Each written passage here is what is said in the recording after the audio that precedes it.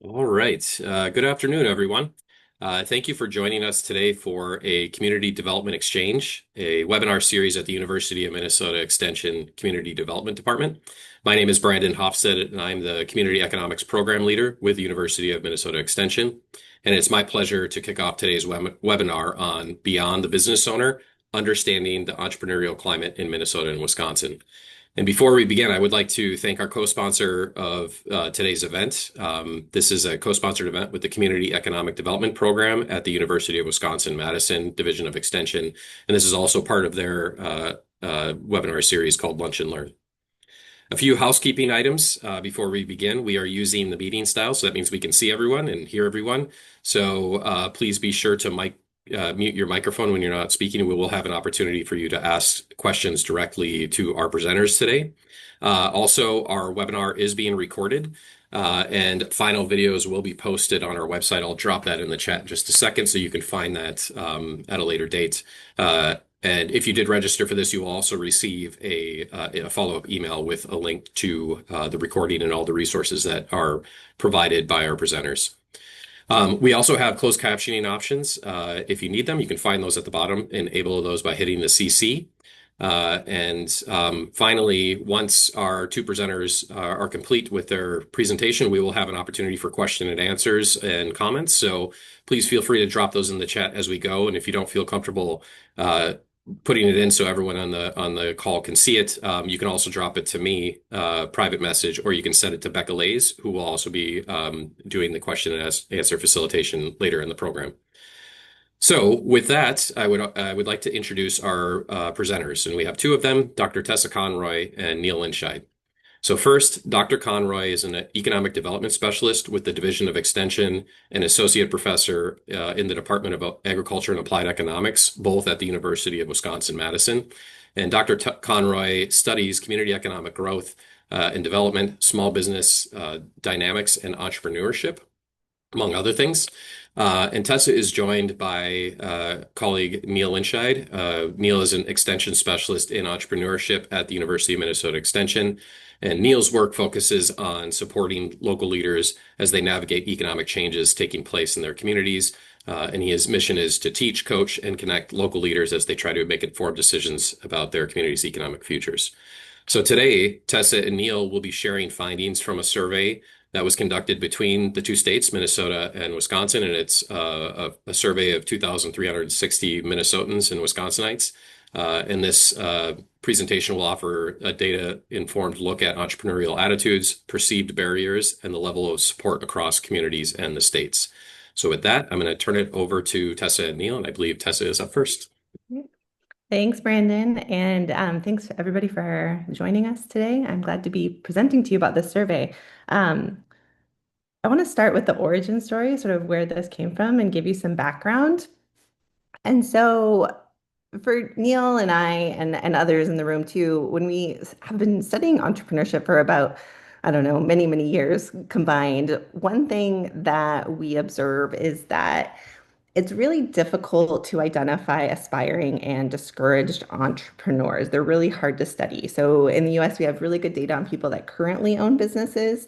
But when we think about, well, who's aspiring, how would we identify them? When we think about who has maybe tried and decided to step away from that effort, those people are hard to identify. There's not a census base or an IRS database to identify those people. And so you would have to do a population level survey, identify those that have those characteristics, and then dive into studying them. And those people are interesting because we want to think about, well, what are the barriers in the process of becoming an entrepreneur? What are the motivations? And similarly, kind of what gets in the way, what might stop people from realizing that ambition and then when they become discouraged. We also see when we study entrepreneurs a lack of data on rural entrepreneurs specifically. So there are lots of studies on urban entrepreneurship, lots of data available. But when we think about the specific issues that might be true for rural people, there are just fewer of them to begin with. And then a lot of times our data collection efforts just aren't as good or aren't as effective in rural areas. And so those two factors are our first two motivations. And then the third being that we have an interest in the role of the local social context. And so there is a lot of information about kind of how industrial composition might shape entrepreneurial outcomes, a lot of information about how lending might shape entrepreneurial outcomes. But more and more, I've at least convinced myself that the social context, the norms, attitudes, and perceptions are sort of the maybe missing component of understanding what drives entrepreneurial outcomes. These are hard to measure. Difficult to gather in a national context or across wide geographies. And so these kind of three, I'm going to say limitations combined led us to this effort to begin our own data collection with the survey. We also had a kind of unique opportunity to leverage past work. So in our research, we've come across this earlier effort from the early 90s, the 1992 Wisconsin Entrepreneurial Climate Survey. This is an interesting effort for a number of reasons. One is that Paul Reynolds, who was one of the key people in developing the survey, was at Marquette at the time and working with people in the University of Wisconsin system to develop this survey. Paul Reynolds has go on to become kind of famous in entrepreneurship data collection. He eventually led the pioneer study of entrepreneurial dynamics. At the University of Michigan, which is a pretty well-published survey, as well as the Global Entrepreneurship Monitor, which is one of these sort of international data collection efforts on entrepreneurship. And when you look at those surveys, Neil, you can go to the next slide, you can see the sort of evolution of data collection. And so we have the opportunity to benchmark against these pretty well-trialed, well-tested surveys, potentially compare Wisconsin to these other efforts, but again, get kind of a more hyper-local perspective. So kind of leveraging past work, leveraging past knowledge, leveraging surveys that have been really effective and are really well known, but then also kind of tailoring that and customizing it to get something interesting in particular to the upper Midwest. So that's the background for this effort.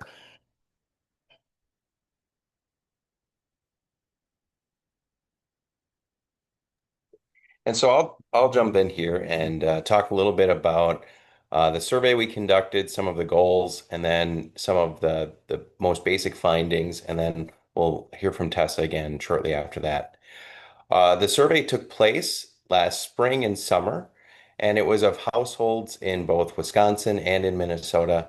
We sent out around 10,000 surveys, which might seem like a lot, and it is, but that allowed us to get a response rate of almost 24%. We're very happy with that response rate. It's very hard to get that many folks to participate in a survey, and we feel lucky that we did that. We also had an oversample for rural places. As Tessa mentioned, most of the data out there underrepresents rural places, and so in our survey, we oversampled to capture as much as we can. And we really benefited from the help of the University of Wisconsin Survey Center in distributing this to people via the mail across both states. Some of the goals that we had for that survey included uh, first to identify entrepreneurs, and we plan to do a follow-up survey with them. We're working on that right now, but we want to be able to find those folks that say, I was an entrepreneur in the past, I'm thinking about it, or maybe I tried and decided to stop doing it. You'll see some of the questions that related to have you now or ever owned a business, or have you been involved in starting a business, but that eventually had revenue, or that question, have you ever discontinued an effort to start a business before it earned any sales revenue? And those kind of nuances are really important in this type of work because entrepreneurship isn't necessarily a one or zero thing. It's more of a continuum of activities.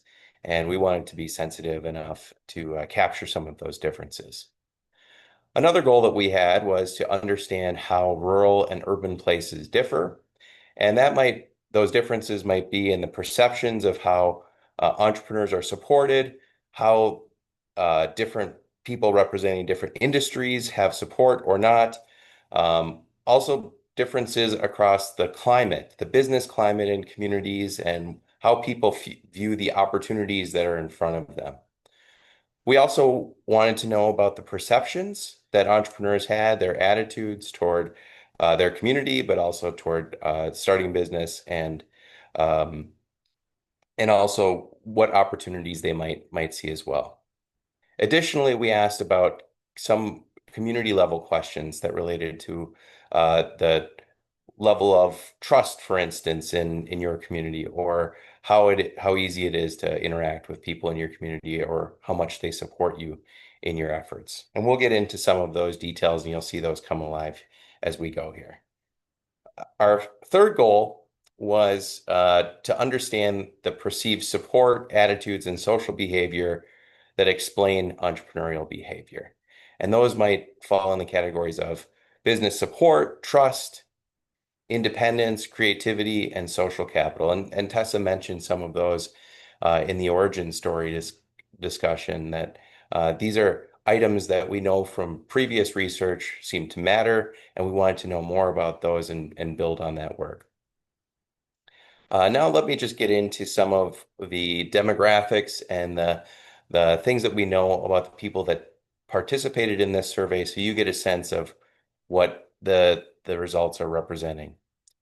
Our demographics for this survey were an average around 60 years old, and we understand that that's probably pretty close to what many rural places are, and knowing that we oversampled, we suspect that that's part of the reason for that, but we also know that's maybe a little higher than the average age in each of our states. The gender split was basically what we would expect. And then on race and ethnicity, again, we randomly sampled across these places, and we had about 93% of our participants were white and 2% Native American, and then between 1 and 1.5 in the other categories that you see. So we always would have liked to get more people from different races and ethnicities, but with random sampling, it's not always something that we can control or specify in terms of targeting folks to participate in it. So we're happy with the results we have, and we're happy to just share those with you so you know what we're looking at. Additionally, we know something about the incomes that we have in the survey. The mean income of around 117,000 is a little higher than maybe each state's mean income, and the median is also a little bit higher. But we don't have a good explanation for why that might be. We do have it broken down by whether people owned a business and whether they did not own a business. And as you can see here, there's approximately a $20,000 a year difference in the incomes between people who had owned a business and those who had not owned a business. Additionally, we have information about where the people were in Wisconsin and Minnesota, just to give you a sense of the overall composition of responses that we had. So about 71% of our respondents were from Wisconsin, and 29% were from Minnesota.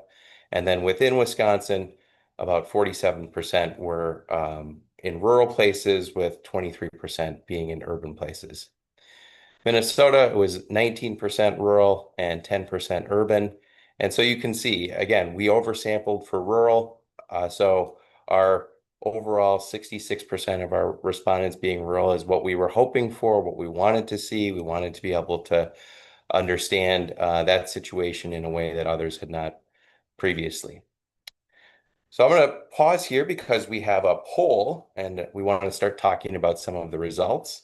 So what we're asking you all to do is be like a participant in our survey, and you can tell us, have you ever owned a business? This is one of the questions that we asked, and then we'll compare your results to what we saw in our survey. We'll give you another few seconds for everyone to take that.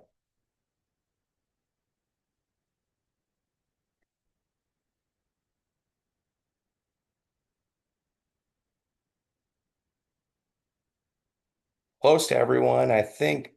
Becca, if there you go.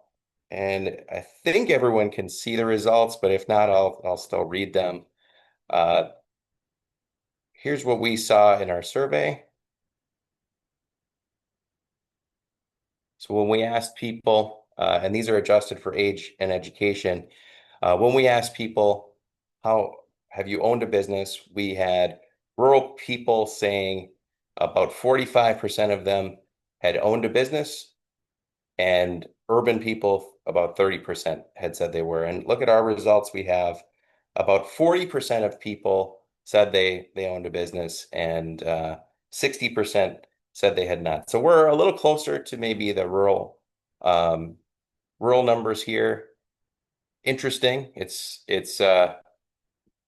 I think when we saw this information, were surprised at the difference. This is um, seeing that rural versus urban split and knowing that maybe 15% of people uh, out there in rural places, or 15% more people in rural places are starting businesses. That's interesting, that these aren't even. That the difference on owning and starting a business is a similar size. So we have this kind of story that maybe we don't always hear, that on average, we would expect people in rural places to be more likely to start businesses than their urban counterparts. So we're interested in that. We're interested in what that means, and how we interrogate that question to make more sense of it. And there's some other questions that you'll see later that make us scratch our head just a little bit. A few more of these just really basic proportion kind of responses to share with you. This one is the proportion of people that were entrepreneurs, and we define them as anyone who had started a business, who owned a business, or who had, tried and failed, versus people that said they had done none of those. And again, we see this big split. The red part of this pie is what you're looking at, between the entrepreneurs and in urban places and the entrepreneurs in rural places. So we're seeing this divide. There's more people identifying with these entrepreneur characteristics than in urban or in rural places than there are in urban. Again, interesting. Maybe it's not something that you talk about in your communities every day, but we're here picking up a signal of this kind of difference. And this is just that same information, but showing us across both states and both geographies, like what is the total. And this is almost dead on with what you all were saying in our group here, that about 40% of you had owned a business in the past. So I guess you're in good company. That's great. Let's keep going. We asked people to tell us, compared to other communities or states, how much opportunity is there in your community or state? So we're seeing the community on the left, and then the state on the right, and in each of those, the dark red bar is for rural, and the lighter red bar is for urban places. And this is the people who are saying that there's more opportunity in their community versus other communities. So this community, the first one on the left is telling us rural people are more likely to say that there's less opportunity in their community than there is in other communities around them, or other communities in general. And urban people are much more likely to say that there's more opportunity. And we see that sort of same split between the state, rural and urban as well. So just think about that. I just told you that there were rural places had more people saying that they were entrepreneurs, almost 15% more. And at the same time, we have this data point where people are saying there's less opportunity, or there's more opportunities in other places. It's something that we're trying to understand, and we're scratching our head on what that might mean. So we'll love to hear your comments and criticisms of that. We also asked people about what best describes your business climate, and this is just the responses that rated it good or excellent. And again, we're breaking it out this time by Minnesota and Wisconsin. So I'm working in Minnesota, so I love to see that our business climate is doing a little bit better on all these measures than maybe Wisconsin. But again, we're not all that concerned about these state by state differences. What we want to know and understand is just what is the proportion of people that say their business climate is good or excellent. And one way to look at this is to think, why isn't this number bigger? Why aren't there more people that are saying that we have really great business climate that's good or excellent, regardless of the state? And the final one that I'll share with y'all is probably the most interesting question from my standpoint, and that is, how much support for new business do you think you would get? This was one question. And then we had another question versus about how much you should get from the different entities on the left-hand side of this table. So we were asking, again, how much would you get from your family? And then how much should you get from your family? And we see these differences broken out by rural and urban places. This is a really interesting table. There's a lot going on here. So let's just take a second to think about this. What we were seeing here, if we start at the bottom, was that people were saying that both rural and urban people, that state government, they would expect that they would get the percentage of people saying that they would get quite a bit or a great deal of support was 11%. That's their expectation right now. That's how much support they would get. But what we really are most interested in is this difference between those two. So that 42 and 41%, or those differences being how big a gap might state government have in providing people the expectation of support that they would get. It looks pretty big, but like that's a 31% gap. And if we walk back up that table, we see that local elected officials, people might expect a little bit more from them. Other local businesses, the same sort of story. Community members, it's not quite as intense a difference. And then family members, they're doing great. Family members are providing a lot of support. In some cases, maybe they're providing too much support. And I think, if you have family members that love you and care about you and want to see you succeed, maybe you could empathize with that. Maybe a little bit less. Turn it down, mom, just a little bit less. Say, know you're excited about my project. So that's just some of the data to give you a sense of these overall structures that we're seeing. And I'll hand it to Tessa to talk about some of the next items related to support for incentives. But we'll have a poll before we get into that. So here we have a poll again to sort of model for you the types of questions we're asking and how those look. So we have this poll: how strongly would you oppose or support state-funded incentives for existing businesses? And so we'll see in the next slide, we actually asked this question for a lot of different buckets of businesses, existing businesses being just one of them. We also asked about startup and small businesses, as well as businesses in a variety of different industries. Well, you guys are responding to this. I'm just going to take a minute to comment on some of the questions I'm seeing in the chat. And a lot of that has kind of to do with this overarching question of who is an entrepreneur. And the more we think about it, the more we can identify a lot of nuance with this question, right? I think the sort of stereotype of an entrepreneur is often somebody doing like a startup activities in tech. I would say that a lot of the research on entrepreneurship, including ours, is pretty inclusive and in a way agnostic about what is entrepreneurship. And so we wanted to capture anybody who had a role in starting, owning, or managing a business. And so that requires a couple of sort of carefully worded questions so that we can get at this nuance of what it means to be an entrepreneur in the context of this survey. So we have the people who own a business. Sometimes people who own a business didn't necessarily start it. I think of my dad, who is a veterinarian, has a veterinary practice, but did not start that business. So a business owner, but not somebody who had ever engaged in a startup per se. We can think of people who are very engaged in startup, but don't necessarily go on to own that business. That the whole point is sort of an exit strategy. So we wanted to capture those people again, as well as those who have been discouraged.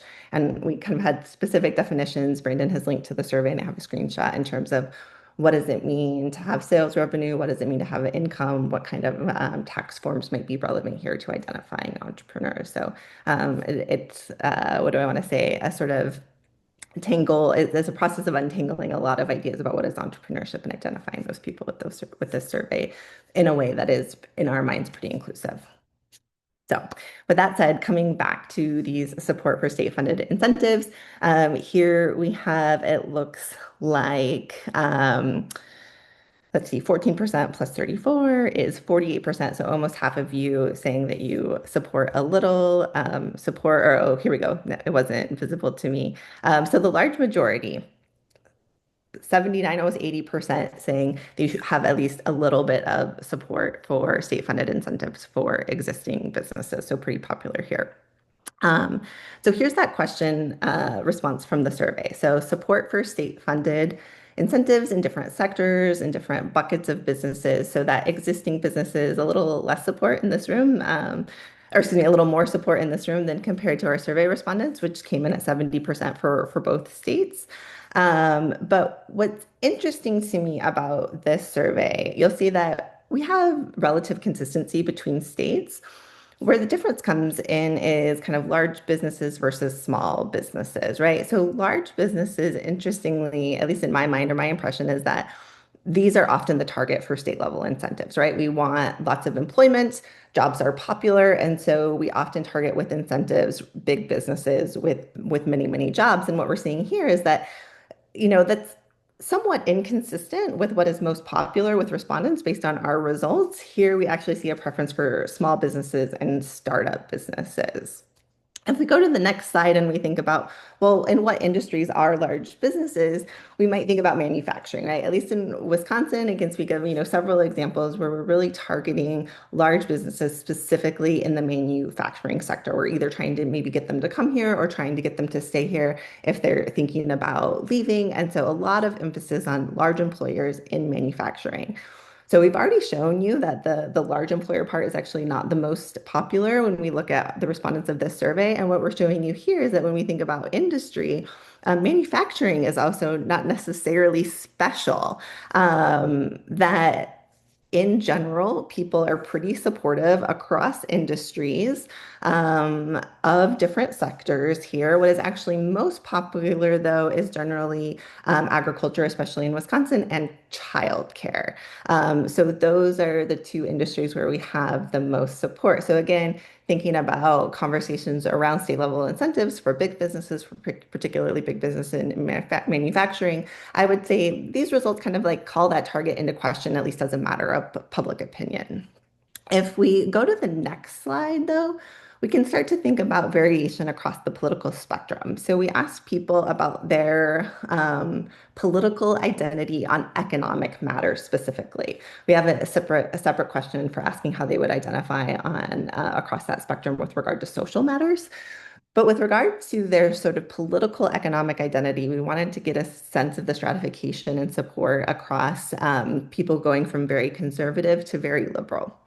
To me, it is not surprising that we see less support for incentives on the very conservative end of the spectrum and more support for incentives at the very liberal. And we're going to look at our two most popular categories here, the agricultural and childcare. What is interesting to me about this graphic is that even at that low end, on the very conservative end, we are still seeing support in this sort of at least neutral range. So we asked about support on a 7-point scale. So notice that y-axis doesn't start at 0. That y-axis is actually starting at 4, which is our sort of neutral category.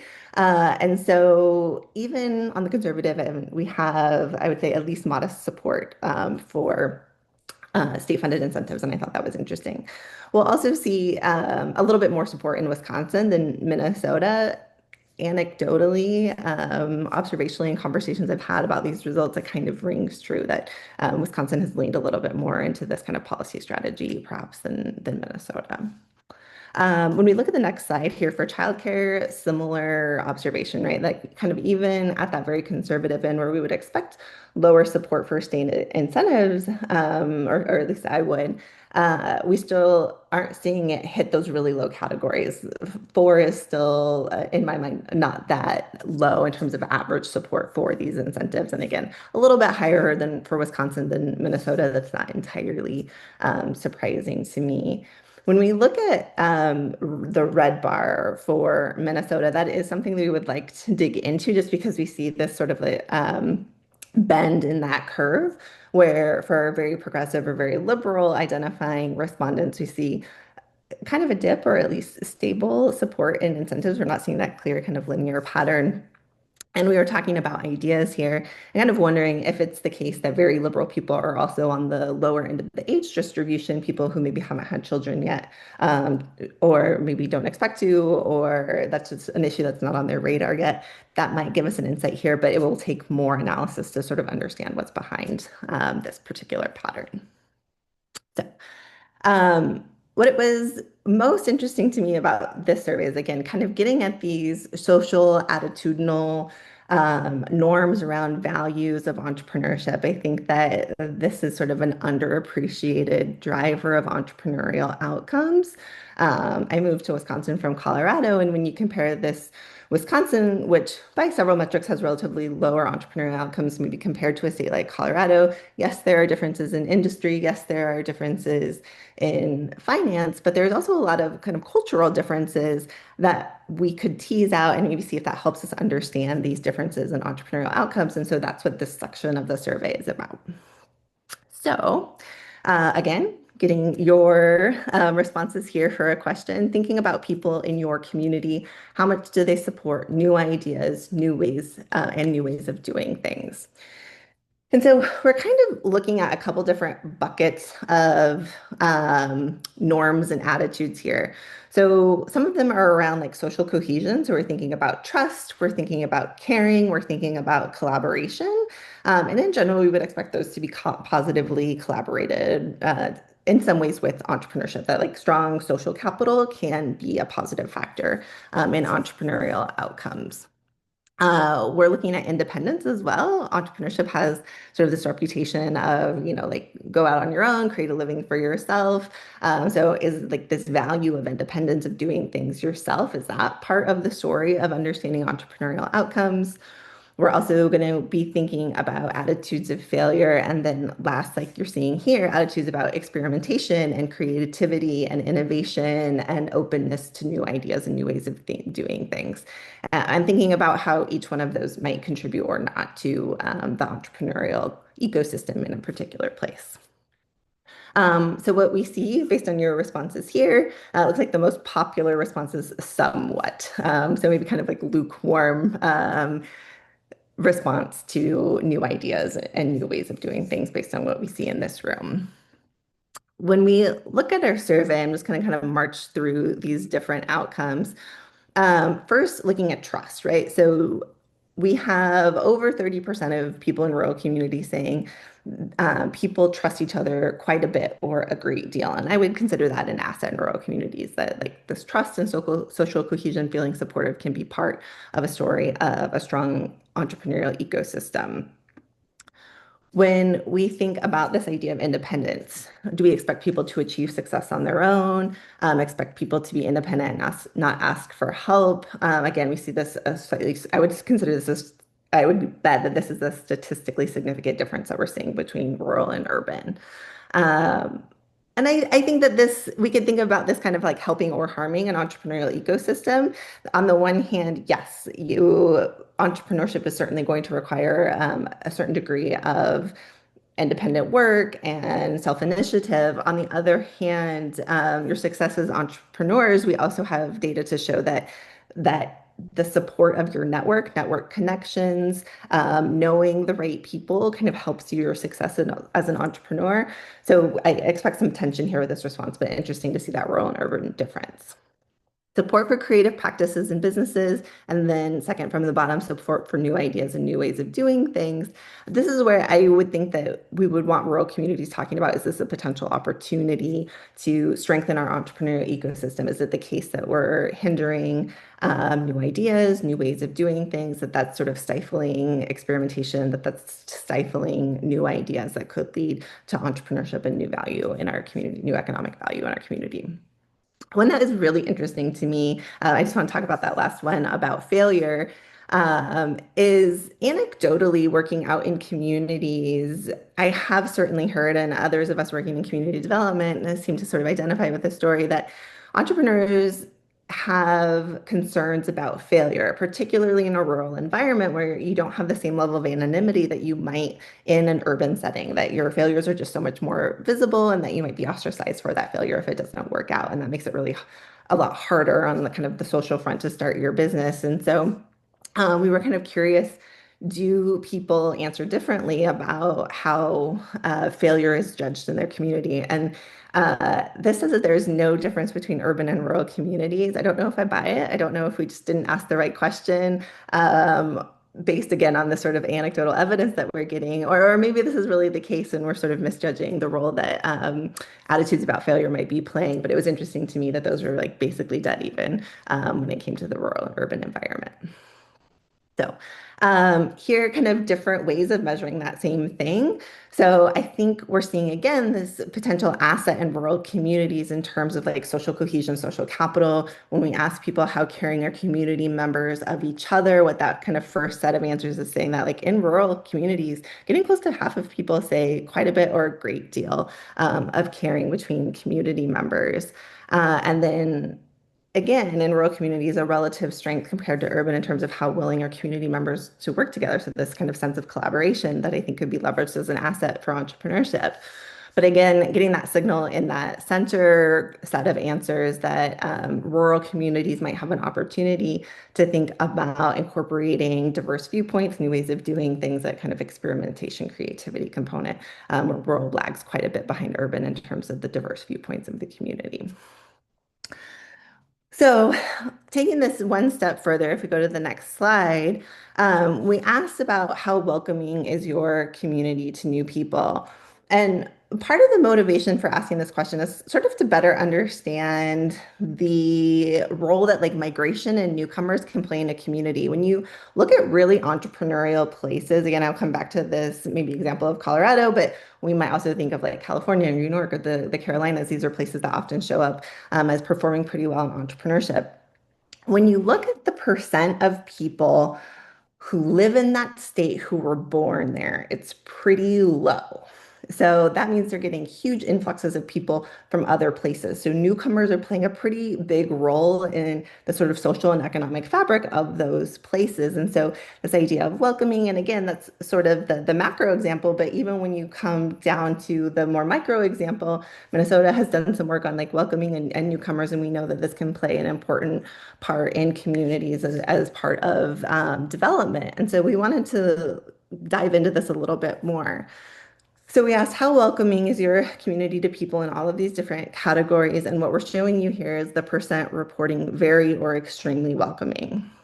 And that group with young children is kind of our most popular. We could think of that as the benchmark, with over 60% of people saying our community is very welcoming or extremely welcoming to people in this group. But as you march down, and that one's even for rural and urban, you see these rural and urban differences and also decreases in welcoming that I think are interesting. So rural we see as like being relatively welcoming to teenagers, relatively welcoming to lower income. Again, in our kind of research team, we were exchanging stories, trying to understand this result for lower income. And one sort of theme that came up in our group, and I'd be curious if this resonates with others of you in the audience, is just that sometimes in rural communities, like rural communities tend to have lower incomes on average than do urban communities. So that's just more kind of the norm than the exception. And that within a rural community, if you are like the high earner or the more wealthy or whatever, that's like more visible, and to some extent, like that's the outlier, that's where the marginalized group in some of these communities, so you kind of stand out more, and maybe not in a great way in rural communities to be high income. And so this like more welcoming towards low income shows up here in our result.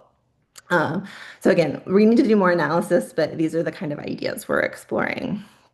One way we might think about, again, opportunity or a way to increase diversity in viewpoints is to think about this gap in welcoming, particularly for racial and ethnic minorities, people immigrating from other countries, as well as our LGBTQ plus communities. That these results together, are they telling us a story about, yes, we have social cohesion, we have social capital, but what this set of results might be telling us is that there's kind of an in group and an out group here that's happening. That for a group of people that are sort of part of the social center, there's a lot of bonding social capital. But when we think about maybe smaller groups that are left out of that, there's a group in the community that doesn't feel welcome and their ideas not represented. And so we could think about, is this something that we want to address? Is this something that we could leverage for a stronger entrepreneurial ecosystem? So, with those ideas in hand, I just want to kind of recap here what we've shown you, and before turning it over for some questions and discussion. The key themes that come to mind for me is that rural communities are very entrepreneurial. When we think about around half of people in a rural community being engaged in entrepreneurial activity of different sorts, that represents like an economic bucket that's really big. It's bigger than maybe thinking about any one particular industry, right? This is something that spans industries, it spans age groups. When we think about inclusive economic development, I'm excited about this group of entrepreneurs that we could think about supporting in a way that creates opportunities, again, across age groups, across industries, across education levels, people of all different types engaging in rural communities. I think we want to be cautious, though, about interpreting that. I think that part of the story about rural communities being entrepreneurial is one of resourcefulness. And I think, again, that can be good, but it can also be a signal of limited opportunities in rural communities, and people become entrepreneurial because they have to. These are entrepreneurs of necessity. This is a signal of economic stress in communities, and that might be one way to think about some of these entrepreneurs that we want to better understand. I think it's interesting to see that we have support for small and startup businesses, and that we don't really have an industry favorite when it comes to state-funded incentives. So small and startup businesses pretty popular for support at the state level. Opportunity. We saw in that last chart that Neil discussed with us these sort of big gaps between what people think they should get versus what they would get for in starting a businesses in terms of support from these sort of different entities. That included local businesses, local government, and state government. So it's hard to say from that table, is this really a story of like limited resources, limited support available from these entities, or is this a story about visibility and marketing? Maybe there are lots of resources out there, and in my experience of working with entrepreneurs, right, it's really about like kind of getting the entrepreneurs what they need in the moment they need it, and sometimes it can be difficult to know what those are to be matched at the right moment. And so maybe this is representing that challenge. We'd have to dig in a little bit more. I think we have a rural asset here in strong social connections, strong trust, caring, cooperation, collaboration, and maybe a rural opportunity in terms of increased openness to newness, creativity, and innovation. So again, one of the goals of our surveys was to really kind of try to gain some insights on the particulars of rural entrepreneurial ecosystems. And I think, sometimes good research leads to more questions. And so that's kind of how I'm thinking about these results, is that we have certainly more work to do. And that's actually kind of our closing question for you. So we have for you a question we were hoping you could answer for us in the chat as we're thinking about where to go with this, how to do better with follow-up content, how to learn as much as possible. We're curious what was consistent with your experience. So different ways we might think about those attitudinal and norms, like, oh, that lines up with kind of how I have seen things in my community or in working with communities, or that's very incompatible with my lived experience. That would be helpful for us to know as well. And then second, what follow-up questions should we be asking entrepreneurs? So for you looking at this, what are you still curious about? What do we need to know from entrepreneurs to do better programming and make better policies to support them? So ideas on that are very, very welcome if you can put them in the chat. And with that, I'll just remind you here that we're sharing this kind of like descriptive and high level statistics as we get going with analysis. And the goal here, that we hope you'll stay tuned, is to start doing some regression analysis or doing more statistical work with this so that we can more explicitly answer questions about, well, how does business support, how does trust, how do perceptions of independence, creativity, social capital, how is that shaping entrepreneurial outcomes at the local level? And so what I mean by that is kind of simply put, are people more likely to be entrepreneurial in certain community settings with distinct characteristics in terms of these social and attitudinal measurements that we've had here? And we hope to be able to answer that eventually. So with that, I will hand it over to Neil and Brandon, and Becca's here hosting with us too. We can have more of a conversation. Happy to take questions and talk about these results with you. And as people are thinking about their questions and comments, I'll just add a little bit of extra detail on what Tessa just mentioned.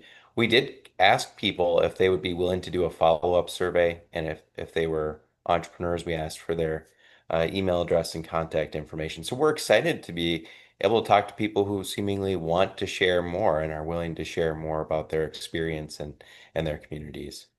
So we're excited to hear your questions and comments. Let's get at those. Maybe we'll ask Brandon or Becca, are there any that you've noticed that you could help us respond to, or you could help Yep. us highlight? Yep. And I also invite folks to unmute or raise their hand and ask questions directly of Tessa and Neil.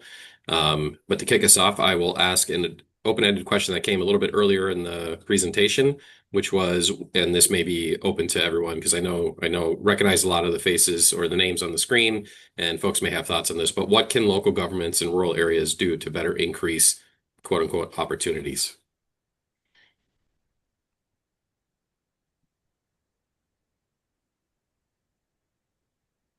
Tessa and I are both thinking about that. Uh, I uh, mean, I have an answer. So, again, I am sort of increasingly convinced over time that this, like the social fabric of our communities is really playing a role, right? And so, like things to network entrepreneurs, to build relationships between entrepreneurs and service providers, and think about building relationships between service providers themselves so that we have a more effective referral system. These are things that I think are hard to sort of like concretely develop a playbook to do, but the more we think about effectively and efficiently getting entrepreneurs the resources they need, a lot of that is going to be about who they know and who that person's know, right? Like these come back to what like ideas of network analysis, and sometimes like the most important people aren't who we know, but it's who those people that we know that we don't, right? So making that like network connection. And I also think there are ideas around this, right? Around like, for example, having a women's business association. I think that's great. I think bringing people together in shared learning and who maybe have a common experience that can bring them together. My concern with some of those practices, right, is that we kind of end up with some groups that are on the economic or social periphery. And so fully integrating all of the business owners into the economic mainstream of our communities, I also think can be really powerful. So there is this sort of like soft underbelly of entrepreneurial ecosystems that I think is the social fabric. Beyond that, I would say, like sometimes entrepreneurship policy doesn't really look like entrepreneurship policy. It's childcare, it's broadband. Entrepreneurs need a lot of the same things that all of the other workers in our communities need. And again, that kind of comes back to like connectivity, childcare, a supportive social network. So these are all things that I think a lot about. and I'll just add to that. So yes, and say especially if you're in a city government or a county government and you're thinking about this, um, a good place to start is to visit with some entrepreneurs and ask them if they're just aware of what already exists and get a sense of that. That seems to be one of the largest challenges. Before you start thinking about adding programs and doing brand new things, uh, getting a sense of do people know about what we have and is it easy for them to access is a great place to start. It's time and money well spent to understand that question. And then building toward the other things that you can do would be great. And asking what's missing. And many times, I think in our conversations and communities, um, it money is important, but it's not everything, as Tessa said. So people might not even know how to say, "I wish I had a group of mentors." But when you provide that group of mentors, or when you seed that group, they're excited that it exists and they're happy to participate. It's that kind of nuance that we're looking for and try to understand.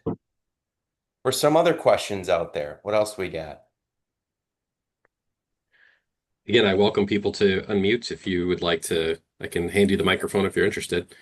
Um, there was a comment. It wasn't really a question, and I'm going to direct this towards you. Tessa had alluded to this, but the importance of a welcoming aspect to a community and how that might be play into. If you could just speak a little bit how that might play into like entrepreneurial opportunities. And the comment was that cities should just orchestrate serendipity to provide these opportunities for people to engage with one another. And so I don't know if you want to speak a little bit to that. That would be great. Yeah, sure.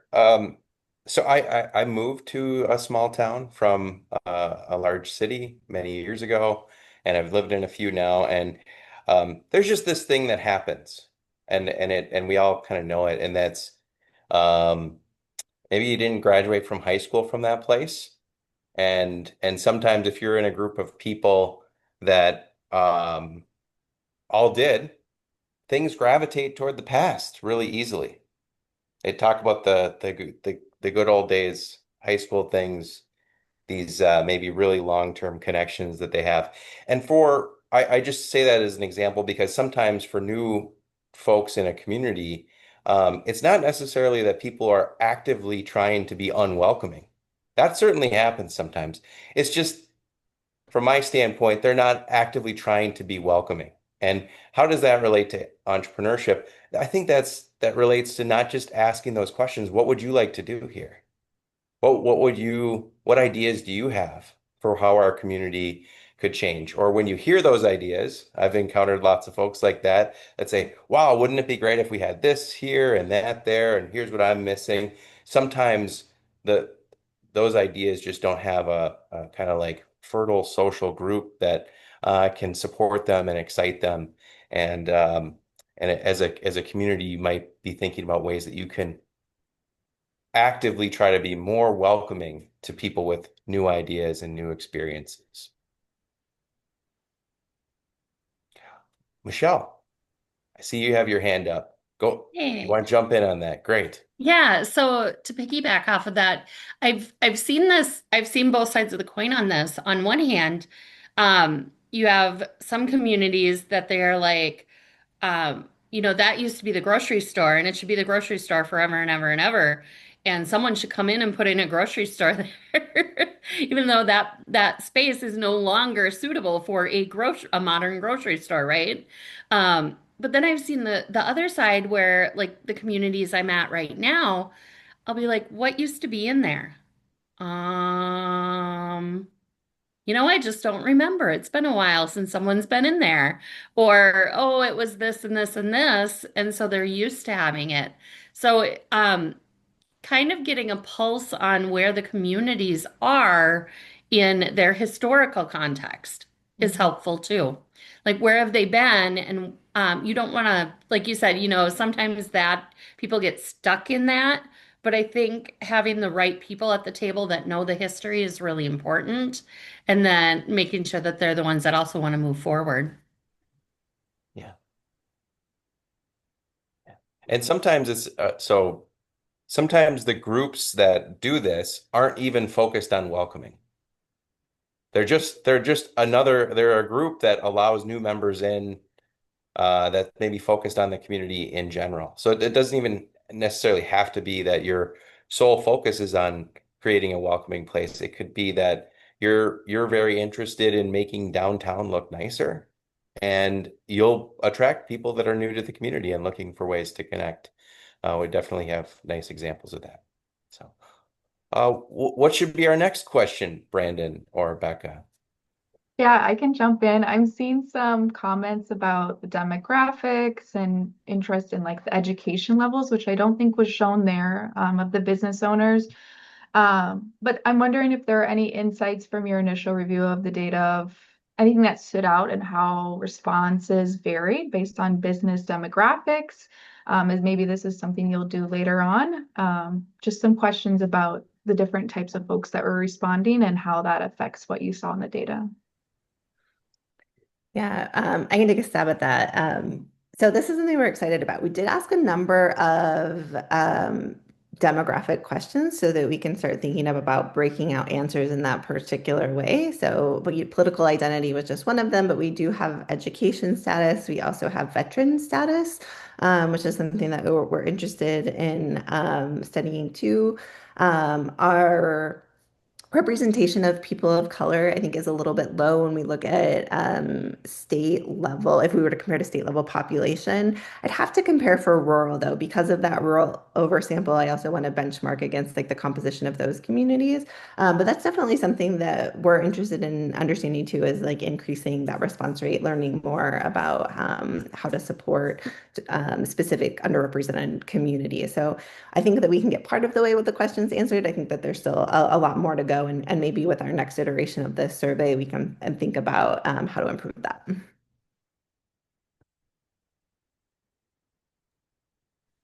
Wonderful. And we're getting close to the end here. We probably could take one more question. And Diana, this seems like a question that I could probably ask of you, but Diana does ask about criminal record in terms of how it might impact someone's interest need to be an entrepreneur in rural or urban places. And perhaps you were talking about questions that you might want to follow up on and additional things. But Diana, I don't know if you want to comment or explain that a little bit more, or Tessa or Neil, you can address that as well. That's gonna be Diana. Oh yeah, go ahead, Diana. Yeah, this article that I linked is an example of people who recently looked at this and saw that in communities or states that have banned the box on efforts in place, so people don't have to disclose a felony, they get an easier opportunity to get a job than where you do have to disclose that. And I'm curious, in rural areas where jobs are already more limited, if that's also pushing more people with criminal records into entrepreneurship potentially. I don't know if that was something you asked, but it'd be interesting to think about.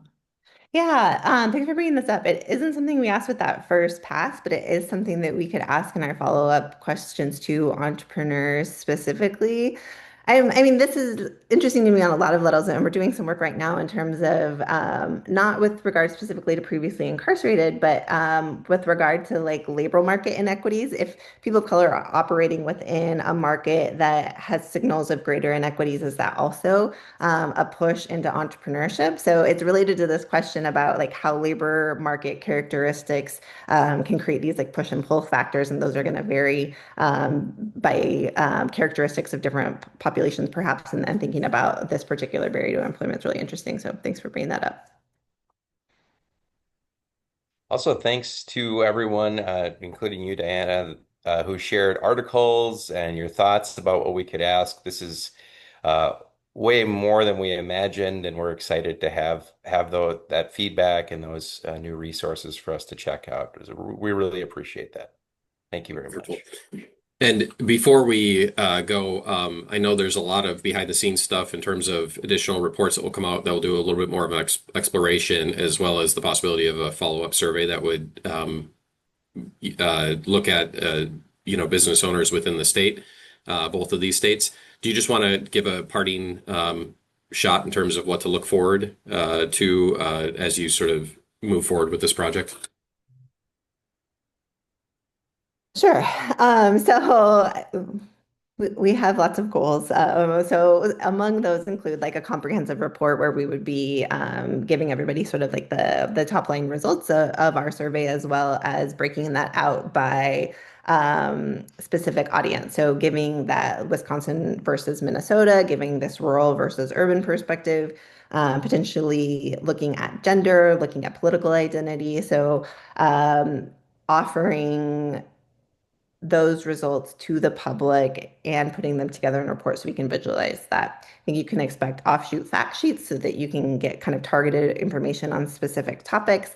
And then I think in the medium term, that sort of more rigorous statistical analysis where we are able to think about those factors and how they relate to entrepreneurial outcomes. So those are some of our goals. Stay tuned. We hope to have that larger report here later this fall, for example.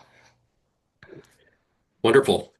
And with that, we're at 1 o'clock. So I just want to say thank you to Tessa and Neil for taking the time to share this work with us. And thank you all for joining us for your lunch hour to listen in on this webinar. Again, we will have a follow-up email with more information.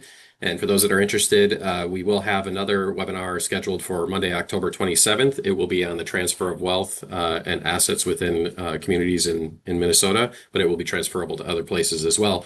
So look for that promotion at a later point in time. So with that, I hope you all have a wonderful day.